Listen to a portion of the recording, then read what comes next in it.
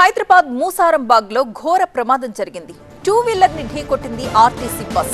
Spot లోనే భార్య భర్తలు మృతి చెందారు. కేసు నమోదు చేసి డ్రైవర్ ని అదుపులోకి తీసుకున్నారు మలక్పేట్ పోలీసులు. సూర్యాపేట జిల్లాకు చెందిన తిరుపతిరావు వెంకటమ్మ దంపతులు కొత్తపేటలో కుమార్తెను చూడ్డానికని వచ్చారు. ట్యాంక్ బండ్ చూసేందుకు టూ వీలర్ పై భార్యాభర్తలిద్దరూ బయలుదేరారు.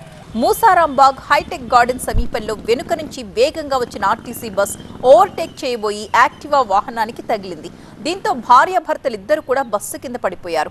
బస్సు వెనుక టైర్ వారి పైనుంచి పోవడంతో అక్కడే మృతి చెందారు. ఈ ఘటన అక్కడున్న వారిని కలిచివేసింది. ఆర్టీసీ బస్ దిల్సుఖ్ నగర్ డిపోకి చెందినదిగా గుర్తించారు.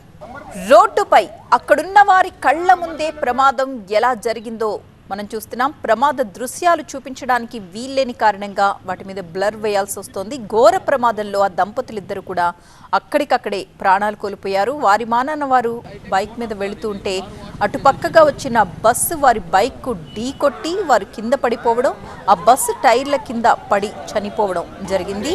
ఆ సీసీటీవీ విజువల్స్ మనం చూస్తున్నాం. కొత్తపేటలో ఉంటున్న కూతురు దగ్గరకు వచ్చారు ఆ దంపతులు. ట్యాంక్ బండ్ చూద్దామని చెప్పి ఇద్దరు దంపతులు బయలుదేరారు సరదాగా. అయితే ఈ క్రమంలోనే ఒక ఆర్టీసీ బస్ వచ్చి వారు ప్రయాణిస్తున్న యాక్టివా వాహనాన్ని ఢీకొట్టడంతో అక్కడే వారు చనిపోయారు.